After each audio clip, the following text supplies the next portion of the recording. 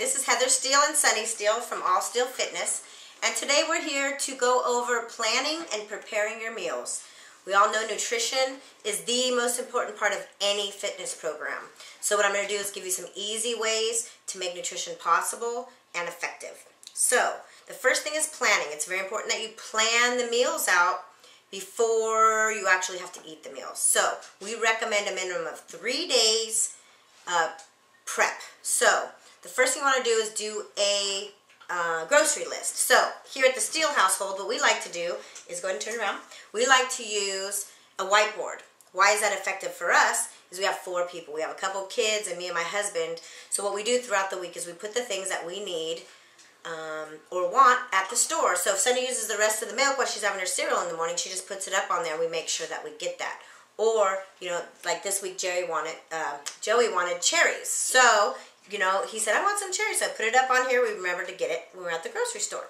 So that is the first part. Now, part of that also means make sure you take it with you to the grocery store. It doesn't do you any good if you leave it up on the whiteboard. So we have fun as a family shopping, and Sunny marks them off as we go. So then it also keeps our budget down by not buying junk food, processed food, fast food, things like that, because we're prepared for the week or a minimum of 3 days. So that's the planning stage. Now the second one is preparing. I like to call it preparing because it doesn't mean an hour before you eat, you're going to figure out what you're eating and put it together. What we like to do at All Steele is get the food ready 1 or 2 days a week for the majority of your meals. So for instance, I like to do it on Sunday night.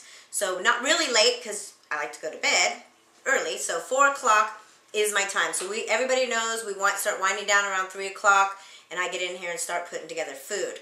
So you can do it twice a week. You can do it on Saturdays, Monday nights, whatever works best for you.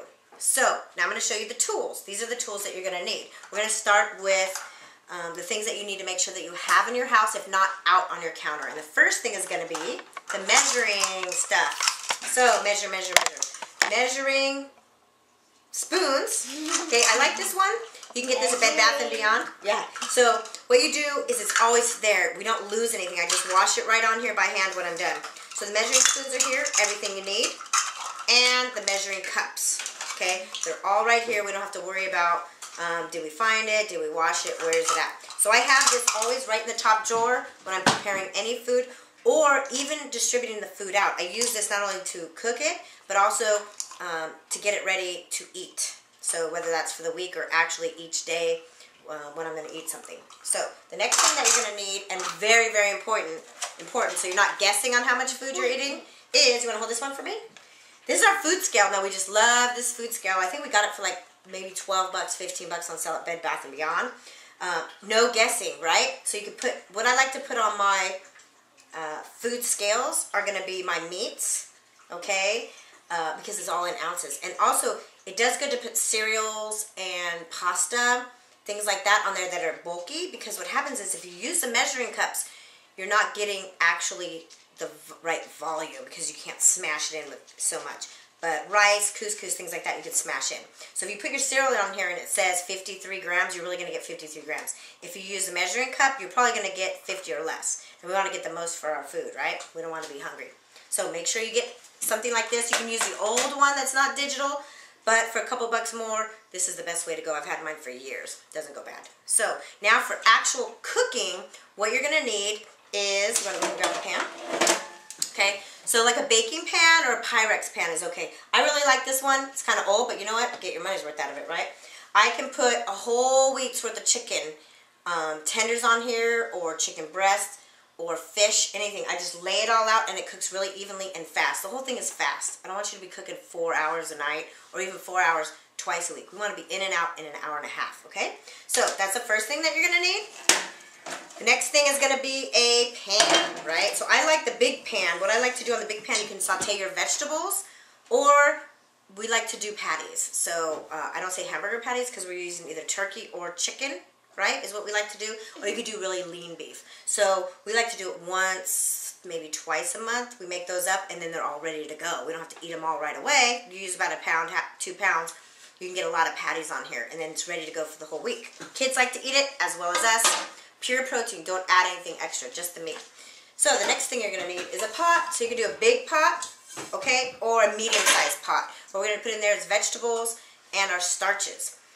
And cook, remember, so cook for 5 meals. So that's why we need such big things, okay? And now let's say everything's prepared. So we have our starches, our vegetables, and our protein all ready to go. What are we going to do with it? Okay, so one option is here. Oh, sorry, you can use the big container. Now, the only thing I recommend in here is vegetables, because what you say, if you say, oh, you cook it on Sunday and then you eat it on Friday, Heather, isn't it going to get bad? Well, yeah, if you're opening and closing it and bringing it out of the fridge, it's going to go bad. But vegetables, not so much. So you can go ahead and fill these up with your vegetables if you want, save a little bit of time. So let me show you the other size of the containers that I like to use. Give me 2.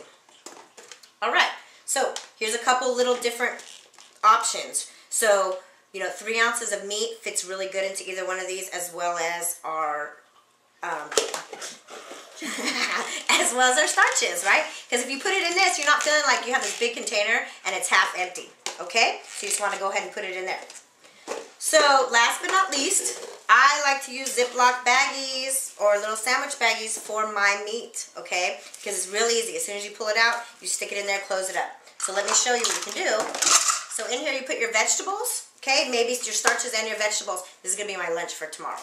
I'll put the top on, okay? Set it down. Go ahead and put my chicken in here, 3 to 5 ounces. Put it right up on top. Then it goes in the fridge, right?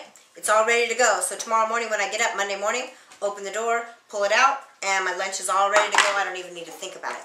So that is how you plan and prepare for a week, okay? So this is Heather at allsteelfitness.com. Check us out or email us at info@allsteelfitness.com. Please, any questions or what you like to prepare and how you'd like to prepare, put it on our website or email me so I can share it with everyone. Have a good day.